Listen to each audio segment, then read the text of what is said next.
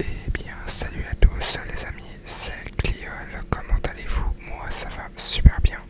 On se retrouve aujourd'hui pour une nouvelle vidéo ASMR lecture chuchotée. Ça fait énormément de temps que j'en ai pas fait. Du coup, je voulais reprendre un peu aussi toutes mes habitudes de ma chaîne dans une lecture chuchotée. Voilà, je sais que la lecture d'un contresens vous avait plu, même si je l'ai pas terminé, mais du coup, ce sera terminé.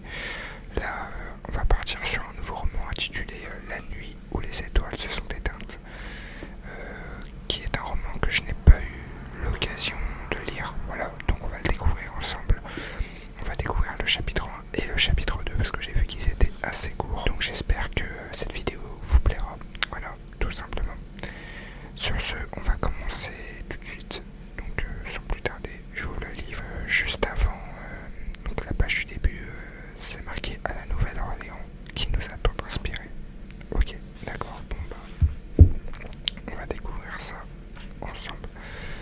Partie 1, effondrement. Ok. Allez, c'est parti les amis.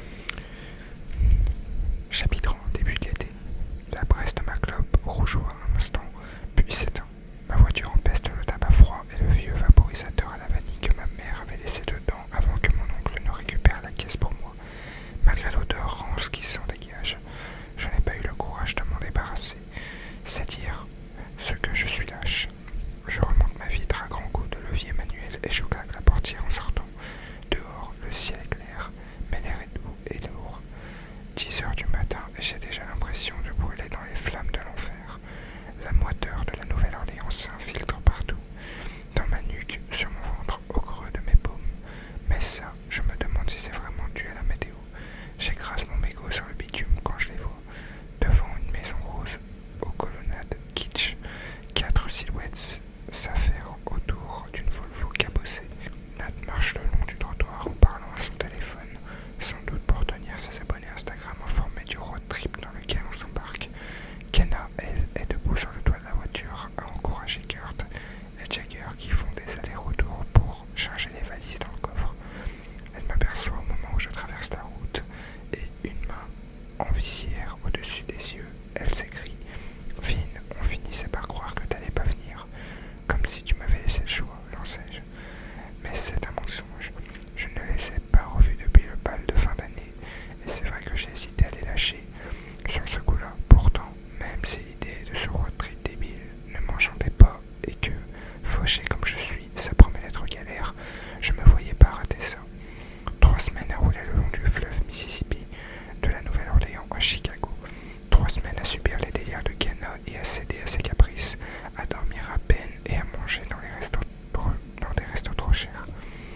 Il y a moins d'un an, même sous la torture, je n'aurais pas accepté.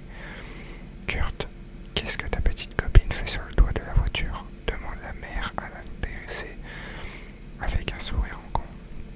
On ne sort toujours pas ensemble, Madame Pic, s'exclame Kenna en se laissant glisser sur le pare-brise pour atterrir par terre.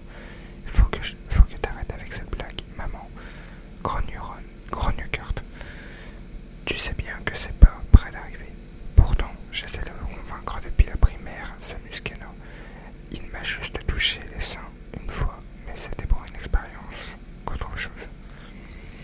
Non, mais ça va pas de raconter ça, c'est tout Kurt en la fusillant du regard.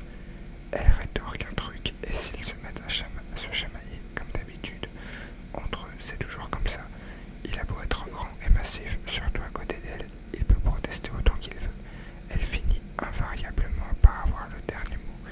D'ailleurs, il cède cette fois encore pour qu'elle arrête de l'emmerder, et puisqu'il ne fait plus attention à elle, elle se tourne vers moi avec un clin d'œil qui ne me dit rien qui vaille.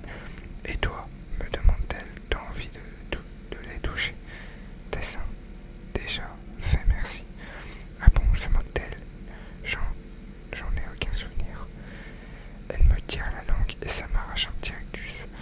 Je n'aurais jamais cru dire ça un jour, mais j'aime bien Kenna. Elle est marrante avec son micro t-shirt et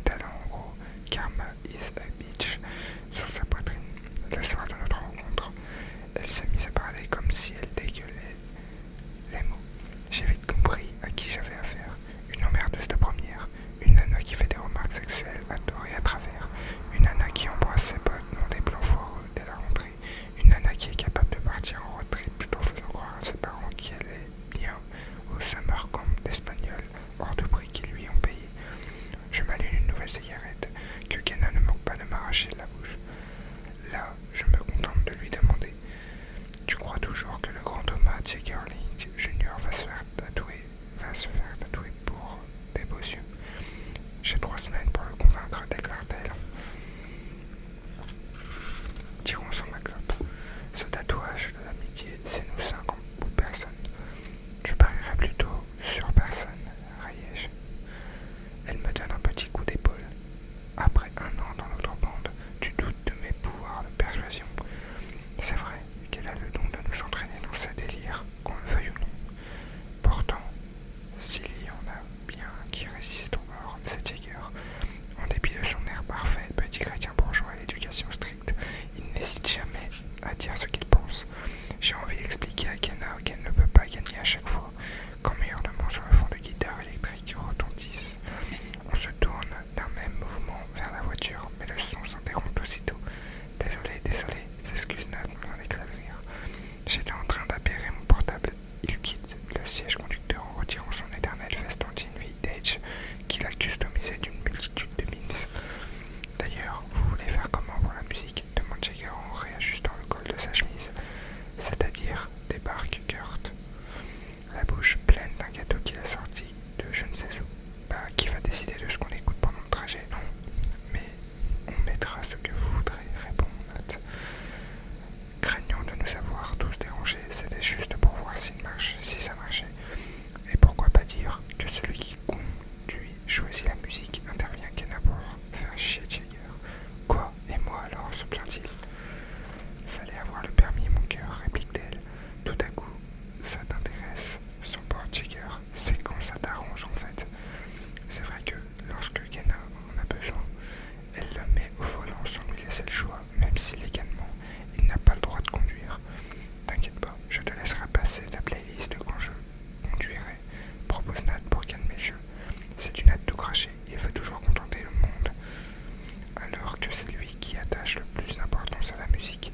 Avec son look rétro, sa gueule d'ange et son éternel sourire, il n'a rien d'un féru de hard rock et de métal.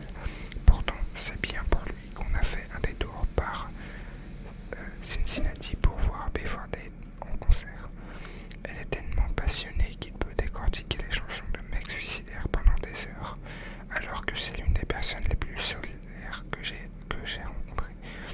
Leur conversation continue, mais je n'y prête pas vraiment attention. Kenna pose sa main sur mon bras. Je suis contente que tu sois là, dit-elle, tout en bas levant ses yeux en amont vers moi. Moi aussi je suis content, l'emmerdeuse, ajoutai-je pour regarder la face. Elle me rend ma cigarette presque terminée, comme si elle avait attendu qu'il ne reste que le mégot pour s'en débarrasser. Quand elle lisse mon t-shirt sur mon torse du plat de la main, elle ne le repousse pas. Tout ça, ça va